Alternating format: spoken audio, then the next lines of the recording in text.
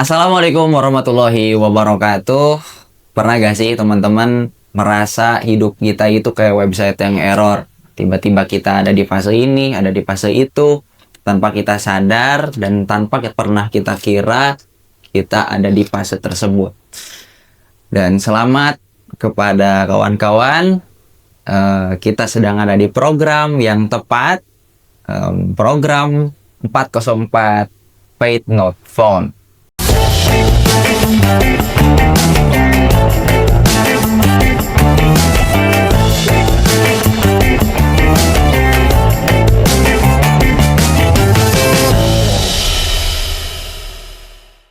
Perkenalkan, nama saya Muhammad Torik Akbar sebagai host yang akan memandu acara dari awal sampai dengan akhir. Untuk itu, kita akan memasuki sesi dialog. Kita akan berdialog dengan satu narasumber yang luar biasa, yaitu Kang Lutfi. Ya, Kang Lutfi, saya silakan untuk masuk ke studio. Ya.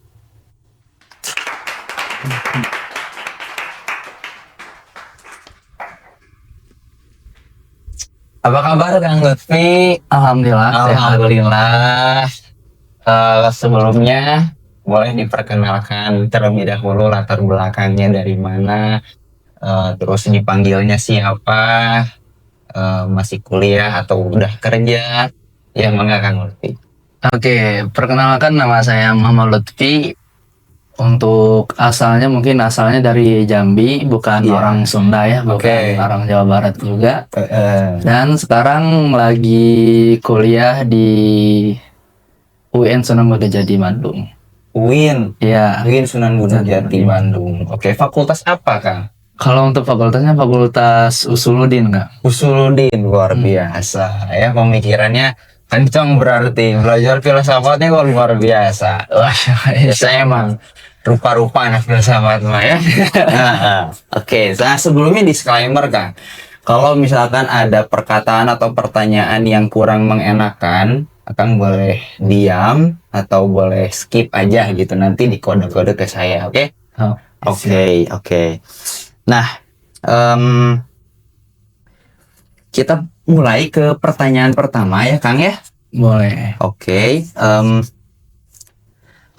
Saya dengar mungkin gini, saya tanya dulu, Akang pernah gak sih ngerasa ada di titik di mana Akang itu berada di bawah gitu, secara perilaku atau secara habit, secara kebiasaan, kayak sebenarnya aku ini harus dibenerin gitu.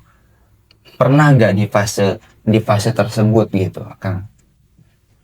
Kalau ngomong tentang fase terburuk mungkin ya dalam titik terendah dalam hidup, mungkin sebelum masa kuliah mungkin itulah titik terburuk bagi saya gitu. Iya. Soalnya pada masa itu memang banyak habit yang kurang mengenakan ataupun habit yang tidak layak untuk dilakukan gitu. Oke. Pada zaman sebelum kuliah, tapi di zaman sebelum kuliah mungkin itulah titik terendah yang pernah saya rasakan selama di hidup ini sih. Oke.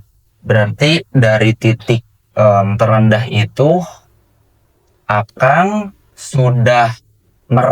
hari ini sudah merasa lebih baik ataukah bagaimana?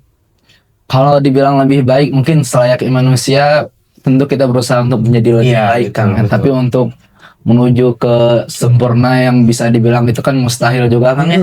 Dan untuk sekarang mungkin masih dalam proses untuk ke tahap yang lebih baik lah. Walaupun belum sepenuhnya menjadi orang yang baik. Iya, menarik tuh. Biasanya kan orang itu kalau misalkan pengen lebih baik dan konsisten setiap harinya, ada yang nge-trigger gitu. Nah, kira-kira yang nge-trigger Akang untuk setiap hari lebih baik, setiap hari lebih konsisten, itu apa triggernya tuh Kang? Mungkin untuk triggernya mungkin memang karena landasan kita untuk beragama Islam Kang ya.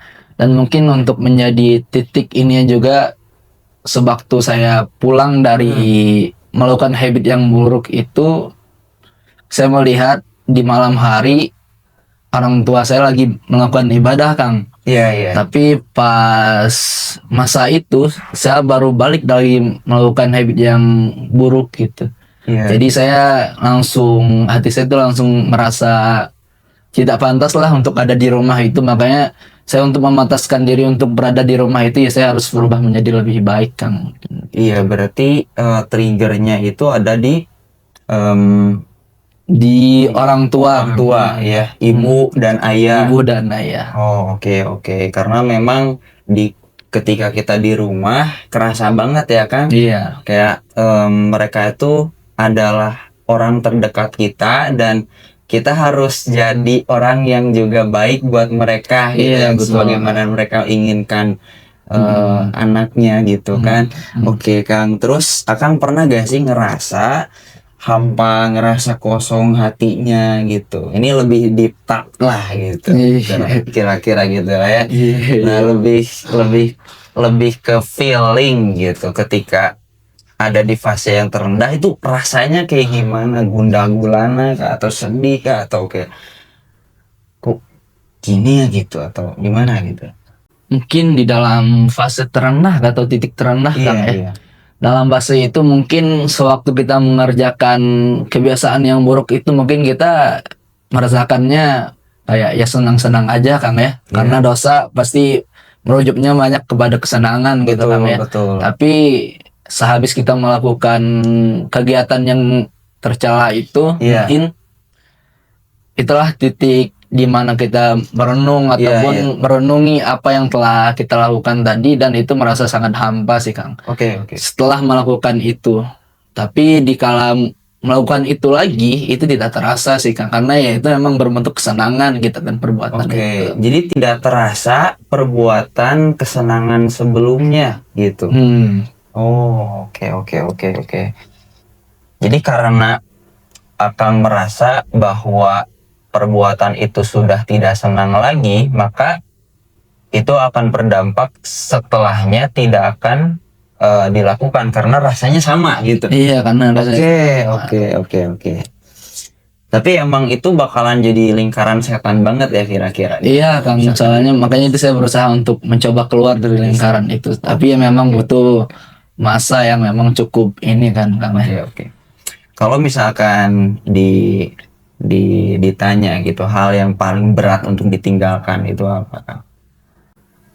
Sebenarnya kalau ditanya apa yang paling berat dari fase melakukan habit yang buruk tadi itu, Kang, ya. Kalau untuk sebenarnya semuanya berat, Kang, ya, karena semuanya berbentuk kesenangan gitu. Betul. Kesenangan duniawi yang memang kalau kita melakukannya emang itu sangat susah ditinggalkan karena itu emang ya perbuatan yang godaan syaitan gitu kan. Jadi emang sangat susah ditinggalkan semua sih menurut saya, Kang, ya. Tapi ya itu karena kita ingin menjadi pribadi yang lebih baik, tentunya saya berusaha untuk meninggalkan dari lingkaran setan tadi itu. Oke, ya. Begitu banyak gitu ya kawan-kawan bahwa kita punya banyak kesempatan untuk bisa lebih baik setiap harinya, tapi terlepas dari itu adanya batasan dari Tuhan tentang sampai kapan kita hidup menuntut kita untuk lebih baik lagi. Dan siapa tahu dan tidak ada yang tahu kalau kita itu akan mati kapan begitu ya, Kang, ya. Kalau saya sih ngerasain gitu ya, Kang. Gitu karena saya pun sama gitu manusia.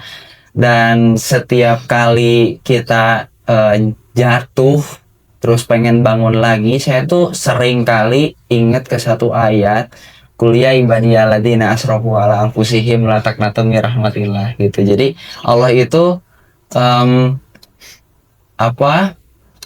mengisyaratkan kepada hambanya yang berdosa yang melampaui batas jangan sampai berputus asa dari rahmat Allah gitu.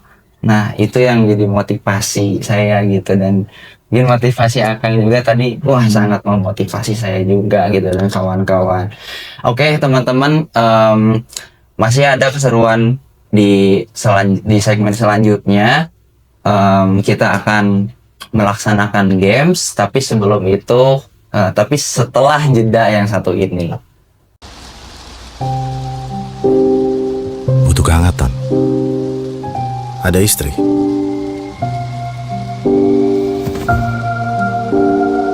Tidak ada.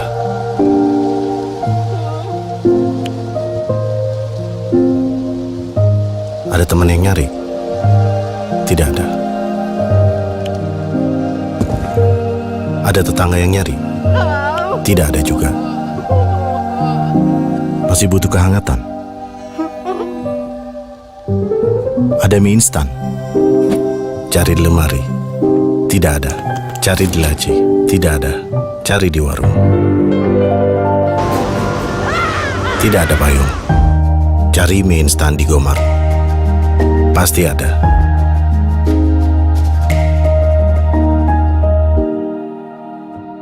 Mie Sedap presents I'm Anyusop.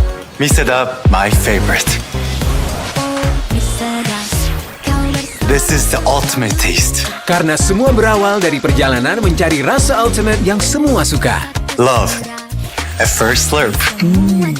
I get it. Inovasi kesedapan tanpa henti. Sedapnya. Hangatkan suasana. Sedapnya rasa bikin momen lebih hidup, penuh warna dan rasa. The best feelings. Dari kental laksa, goreng kriuk, sampai gurih koyanya, jadikan hidup lebih sedap. The experience. Dari satu mangkuk mie, sedapkan pada juta mimpi. Satu sedap, yang semua orang cari. Mie Sedap brings taste to people's lives. Dari Wings Food. You should try it.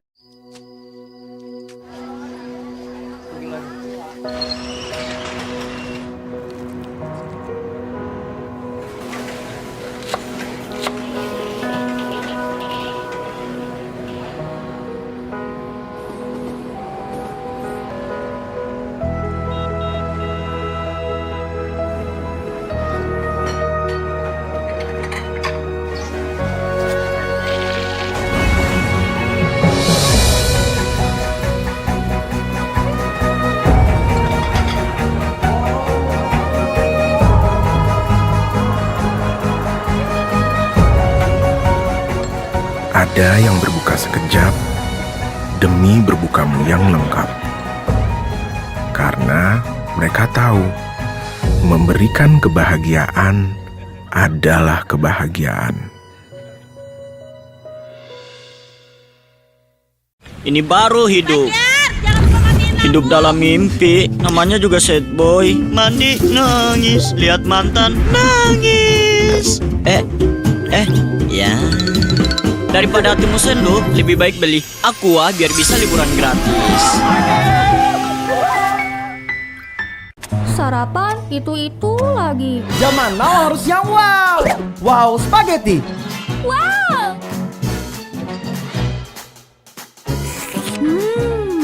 Malam ogah yang biasa. Zaman now makan yang wow. Rasanya seru-seru. Keju creamy carbonara, sosis gurih bolognese, dan ayam garlic alio e olio. Ada bubuk tapenya. Wow spaghetti. Zaman now makan yang wow. Anak banyak akal, punya cara spesial. Makan yang manis-manis. Pepsodent double kalsium, perlindungan terbaik. Gak ada lawan, jaga gigi berlubang. Oke, kembali lagi di program kami. Di segmen ini kita akan main games nih Kang, ya. Oke, sebelum main game saya akan minta Akang untuk mengambil barbel yang di sebelah Akang di sana, sama pot vas bunga yang ada di sebelah Akang juga. Nah, oke. Nah, ada peraturannya nih. Saya akan berikan pertanyaan ya seputar hijrah begitu. Nanti kalau misalkan iya setuju gitu, pernah Akang angkat. Kalau tidak pernah angkat yang barbel ya kalau pernah. Kalau yang tidak pernah angkat yang pas. Pas gitu ya. Oke, sudah siap Kang? Boleh dipegang benda barbel sama pasnya. Kita ke pertanyaan yang pertama. Boleh. Nah, pernah nggak Akang mengalami momen gagal, terus bangun lagi, gagal lagi, bangun lagi gitu? Angkat langsung Kang ya? Iya. Ini. Nah, kenapa? Masih diangkat kan? Oh masih diangkat. Kenapa? Merasa gagal Kang ya? Iya. Dan bangkit kembali. Kalau dibilang gagal pasti semua orang di fase hijrah Iya. selalu merasakan fase gagal Kang ya. Iya. Entah itu karena kita kadar iman kita itu pasti naik turun juga Kang ya. Iya. Jadi mungkin lebih sering merasa gagal gitu Kang ya, karena banyak hal yang kita inginkan justru tidak tercapai dengan perubahan itu juga. Betul. Jadi dan tentunya ya titik kembalinya ya alhamdulillah disadarkan dengan banyak hal mungkin yang memang membuat kita jadi lebih tersadarkan dengan apa yang harus kita lakukan. Tentu mengupgrade diri juga butuh hidayah dari Allah Subhanahu wa taala juga. Oke. Mungkin disadarkan dengan hal-hal yang secara tidak langsung itu, yang secara kita tidak sadari itu menjadi petunjuk untuk kita untuk menjadi lebih baik lagi kan. Mungkin gitu. Oke. Pertanyaan kedua. Turunin dulu ya. Agak berat tapi baru Agak berat ya, gak apa-apa, biar maco. Oke, pertanyaan kedua. Pernah atau tidak pernah Akang merasa bahwa ketika doa itu tidak terkabul, Akang Allah tidak menolong saya gitu dalam hijrah gitu. Pernah nggak gitu? Oke, pernah berarti ya. Pernah. Kalau dibilang masalah doa mungkin memang sering kita merasa doa kita tidak diijabah Kang ya. Iya. Dan dengan hal itu juga saya juga bisa belajar bahwa ya nggak semua tentang doa itu harus selalu diijabahkan setelah kita berdoa Kang. Mungkin masih menunggu waktu yang tepat. Sama dengan halnya dengan fase yang hijrah sekarang. Iya. Dan dulunya juga saya kan belum berubah menjadi lebih baik, dan sekarang alhamdulillah dikabulkan untuk menjadi lebih baik, dan tentunya itu butuh proses gitu. Oke. Pertanyaan selanjutnya Kang. Pernah atau tidak pernah Akang ditinggalkan oleh teman, lantas Akang keberatan lagi untuk lanjut hijrah gitu? Tangan kiri nggak apa nggak ya? Oh, tidak pernah berarti? Tidak pernah. Soalnya walaupun saya di dalam lingkaran setan, alhamdulillah, walaupun kelakuannya yang buruk, tapi hatinya itu tetap hati yang baik gitu. Jadi entah itu temannya ingin memilih jalan apa, selagi itu tidak merugikan dia welcome aja sih. Gitu. Jadi selama di lingkaran setan, tapi teman kita bukan setan lah. Iya, itu mungkin sifatnya yang setan. Oke. Ya, pertanyaan selanjutnya Kang. Pernah atau tidak pernah takut dicap sok suci? Sama teman atau sama keluarga gitu. Mungkin kalau dibilang takut dicap, mungkin kita pasti selalu, setiap orang yang ingin hijrah pasti selalu takut dicap sok suci gitu kan. Tapi terlebih dari itu ya karena kita ingin menjadi pribadi yang lebih baik, itu saya harus mengabaikan ucapan dari orang itu juga sih Kang, dan saya tidak menghiraukan itu. Tapi kalau masalah takut ataupun sering menduga itu, mesti saya sangat sering menduga kalau orang-orang itu sering menyebutnya sok suci sih Kang. Tapi terlebih dari itu ya saya dengan prinsip saya ingin menjadi lebih baik, ya saya hiraukan aja sih ucapan dari mereka yang membuat saya menjadi lebih down mungkin nantinya. Tapi justru saya ingin meninggalkan ucapan itu, jadi ya udah saya fokus mengupgrade diri saya aja sih Kang. Oke, berarti pernah ya? Pernah. Ya, pertanyaan selanjutnya Kang. Pernah atau tidak pernah Kang merasakan kesepian gitu di saat konsisten untuk hijrah? Oh, pernah. Pernah. Soalnya kalau dibilang sepi atau apa tadi Kang ya? Kesepian, kalau masalah kesepian mungkin karena saya yang awalnya berada di lingkaran setan itu, justru lebih dominan teman-teman saya kan di lingkaran setan itu tadi. Dan justru saya ingin hijrah sendiri, justru saya merasa kesepian. Soalnya tidak, dikala kita sering melakukan habit yang buruk itu selalu di lingkaran yang banyak dengan teman, tapi justru ingin menjadi pribadi yang lebih baik, justru saya merasakan kesepian gitu. Soalnya memang yang ingin menjadi pribadi lebih baik dan meninggalkan lingkaran itu justru saya sendiri gitu Kang. Tapi ya itu tidak menutup kemungkinan untuk saya menjadi pribadi yang lebih baik sih Kang gitu. Oke. Ya, sebetulnya kita pernah di fase seperti itu ya kan. Cuman selalu ada dan senantiasa ada cara Tuhan gitu untuk bagaimana mengembalikan kita pada jalan yang lebih baik gitu lah ya. Tanpa kemudian kita merasa pernah sendiri tadi gitu. Justru kan itu challenge buat kita gitu. Dikala kita sudah berubah, gimana nih gitu caranya kita masih agile gitu, masih adaptif gitu ya dengan teman-teman setan kita gitu. Jadi itu tantangan lah ya, emang asik gitu hijrahnya, asik sebenarnya mah gitu. Sebenarnya Asik banget gitu. Oke Kang, terima kasih. Ini gamenya sudah habis. Tapi masih ada pertanyaan, kita masih diskusi ya. Asik lah ya tadi ya Kang Lutfi. Terus kira-kira yang jadi titik balik gitu, yang jadi titik balik Akang untuk hijrah itu kayak misalkan benar-benar udah stop nggak mau lakuin lagi, nggak mau melakukan itu lagi. Itu gimana tuh? Di fase Akang pernah nggak ngerasain itu gitu? Iya. Berarti titik baliknya Kang ya? Iya. Titik baliknya.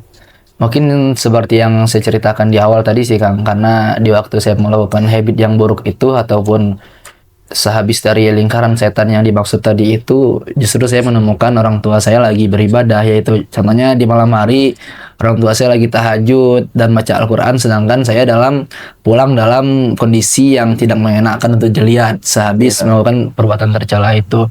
Dan justru di sana saya langsung merasakan seperti, masa sih orang tua saya melakukan ibadah yang sangat taat kepada Allah Subhanahu wa taala, justru anaknya ini malah menjauhi perintah Allah gitu dan justru mendekatkan kepada larangan Allah gitu. Dan sewaktu itu saya langsung berpikir untuk kayaknya saya harus berhenti deh di lingkaran ini. Soalnya memang itu sangat tidak bagus juga untuk kedepannya, dan saya sangat tersadarkan dengan sewaktu saya pulang itu saya melihat orang tua saya, jadi ya mungkin akan juga bisa merasakan ya. Sehabis kita melakukan perbuatan tercela, sehabis kita berbuat maksiat, justru di fase itu kita mendapatkan orang tua kita sedang beribadah, justru masih bertolak balik banget gitu kan. Dengan apa yang kita lakukan. Dan itu yang membuat saya menjadi ya lebih introspeksi diri, dan itu yang membuat saya menjadi titik balik saya untuk mendekatkan diri kepada Allah Subhanahu wa taala, entah itu dengan kajian atau memperbanyak lagi ilmu agama yang ingin saya dalami juga sih. Oke. Kalau dari Akang nih, tadi kan mungkin secara pengalaman gitu ya, secara spiritual hubungan Akang dengan Tuhan gitu, melalui orang tua. Tapi apakah ada gitu secara pemikiran gitu? Kan anak Usuluddin gitu. Iya, anak Usuluddin. Nah, ada gak titik tolaknya tuh? Wah, lebih ke pemikirannya gitu, atau pure semuanya dari memang pengalaman dari anak orang tua, terus karena itu saya pengen lebih baik lagi gitu, atau gimana kan? Mungkin salah satunya tadi yang paling jadi patokan utama kenapa saya ingin menjadi pribadi yang lebih baik, mungkin ya itu tadi Kang ya, yang ke orang tua. Tetapi kalau masalah pemikiran, justru karena saya masuk ke dalam kampus Islam dan Fakultas Usuluddin, dan itu justru menjadi titik balik saya juga gitu Kang. Dengan adanya itu saya juga merasakan malu apabila saya tetap di lingkaran itu juga, dan itu yang membuat saya menjadi pribadi yang lebih baik mendalami ilmu-ilmu agama, apalagi saya di Fakultas Usuluddin, dan itu yang mengubah pola pemikiran saya untuk menjadi pribadi yang lebih baik sih Kang. Oke. Berarti banyak ya secara pengalaman dengan orang tua di kampus juga, triggernya banyak lah ya. Oke Kang, oke. Kira-kira nih ada nggak gitu kalimat atau selain dari sudut pandang kita kepada orang tua gitu ya, persepsi kita ke orang tua, ada nggak gitu orang tua, kata-kata orang tua atau kata-kata guru, kata-kata mentor yang benar-benar melekat gitu di Kang Lutfi gitu? Kalau masalah melekat, mungkin sewaktu saya pas SMA saya pernah ikut kajian juga gitu Kang. Dan ustadznya itu pernah berkata Kang, kalau nggak salah ya dalam hadisnya, saya lupa bahasa Arabnya, yang penting yang intinya juga itu apabila kita hari ini itu lebih buruk dari hari kemarin, kita termasuk orang yang dilakukan oleh Allah Subhanahu wa taala, dan apabila kita sama dengan hari yang kemarin itu kita termasuk orang yang merugi, dan apabila kita itu lebih baik dari hari yang kemarin, kita termasuk orang yang beruntung dan disayangi oleh Allah Subhanahu wa taala. Dan itu juga menjadi, ya, dari hadis tersebut mungkin itu menjadi patokan saya untuk menjadi lebih baik, karena saya tidak mau termasuk orang yang merugi itu, apalagi yang dilakukan oleh Allah Subhanahu wa taala. Oke. Setelah titik balik, Kang, kira-kira apa yang Kang lakukan gitu? Perbaikan apa yang bisa dilihat dan benar-benar dirasakan sampai dengan sekarang konsisten? Mulai dari perbaiki apa dulu, Kak? Mungkin yang paling saya perbaiki lebih dahulu sih lebih ke sholat sih, kan soalnya kan sholat imanuddin ya, Betul. tiang agama. Kalau tiangnya aja sudah rusak, bagaimana kita ingin membangun sebuah agama yang lebih menjadi pribadi yang lebih baik juga gitu. Oke. Sedangkan tiangnya aja kita nggak bisa bangun gitu kan. Oke. Ya betul sih ya. Kadang kita merasa bahwa sholat itu nggak ada hubungannya gitu sama konsisten. Tapi di balik hijrahnya kita, justru komitmen kita terbesar dengan Tuhan gitu ya adalah di yang sholat itu ternyata ya. Dengan mungkin saya juga pernah kan gitu ya, merasa sholat itu pasti kan gitu ya, sholat doang gitu kan, padahal kan ibaratnya kayak kita sama orang tua kita gitu nggak ketemu seharian gitu kan, seminggu gitu, kan sedih gitu ya orang tua gitu. Nah ini apalagi hubungan kita dengan Tuhan gitu. Tuhan sendiri yang perintahkan langsung gitu ya kepada kita, mengisyaratkan kepada kita gitu bahwa kalau kalian mau dekat gitu dan meminta petunjuk kepadaku, meminta pertolongan kepadaku, beribadahlah, kan gitu ya Kang ya. Di surat Al-Fatihah itu kan paling jelas isyaratnya begitu gitu. Jadi luar biasa Kang, banyak sekali lah pengalaman Akang gitu dan juga kawan-kawan yang menyaksikan yang relate gitu ya dengan kita begitu. Inilah peradaban teknologi. Ayahku Empu Barada memberikan energi untuk kecerdasan buatannya. Calon Arang.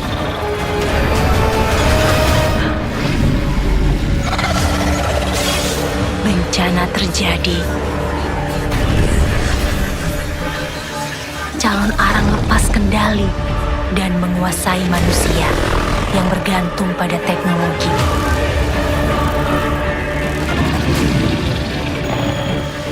Semua dikuasai dan diubah.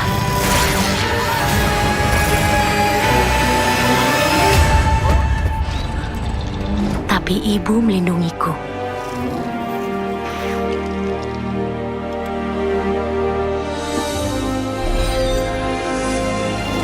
Dengan doa dan ketulusannya. Marjan, segarnya hidupkan semangat. Calon Arang menguasai dunia.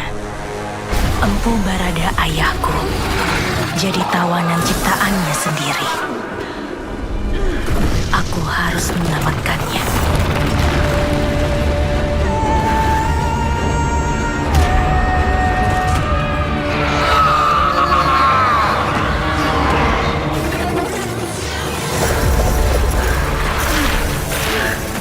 Ayah mengerahkan kekuatan dan mengacaukan calon Arang.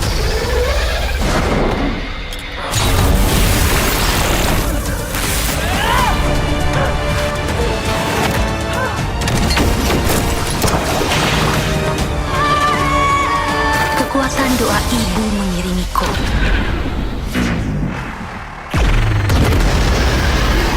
Calon Arang musnah.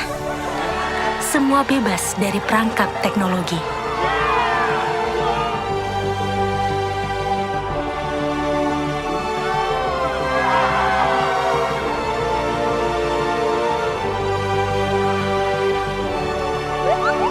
Marjan, rayakan hari kemenangan. Nah Kang, terima kasih kan atas waktu yang diberikan dan juga sudah menyampaikan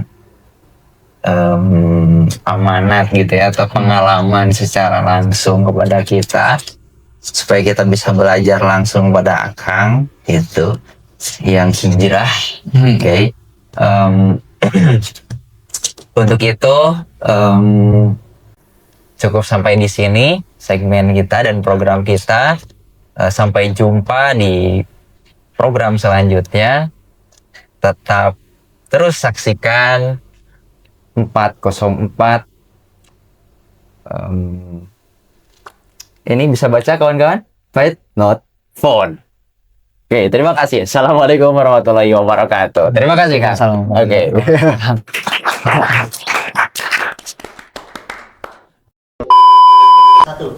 Assalamualaikum warahmatullahi wabarakatuh. Cut. 4 Fate lagi. Salah. Ulang.